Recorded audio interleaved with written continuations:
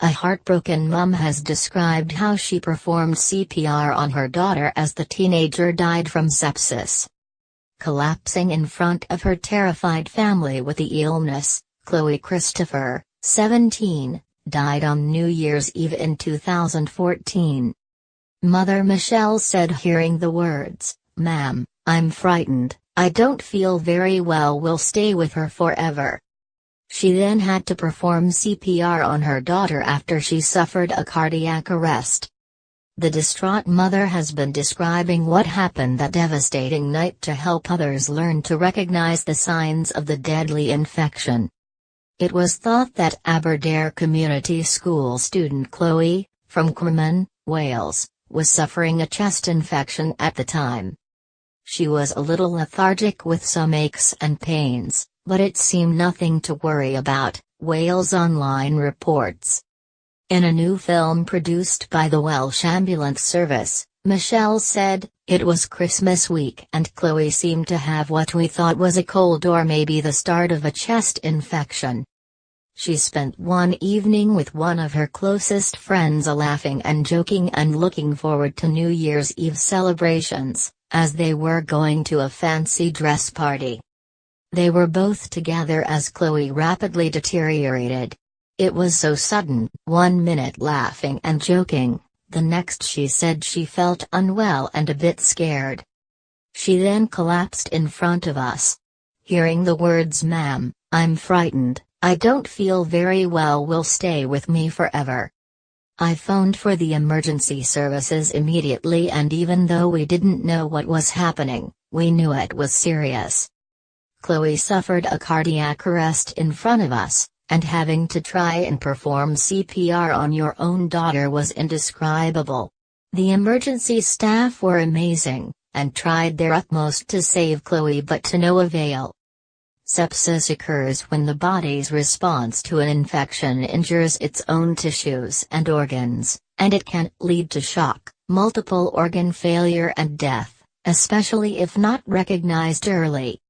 Michelle said, "The first time we heard of sepsis was at Chloe's inquest 5 months later. We heard that Chloe had signs of a urine infection which turned to sepsis, led to multi-organ failure and then cardiac arrest.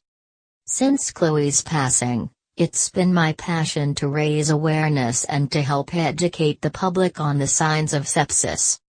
The family has raised £1,100 for the Sepsis Trust since Chloe's death, with a series of fundraising events in their local community. It is estimated that sepsis kills around 44,000 people a year, which is bigger than breast, bowel and prostate cancer put together." Michelle added, "If caught early, sepsis can be treatable, so the key message is education, knowledge and awareness, and to just ask, could this be sepsis?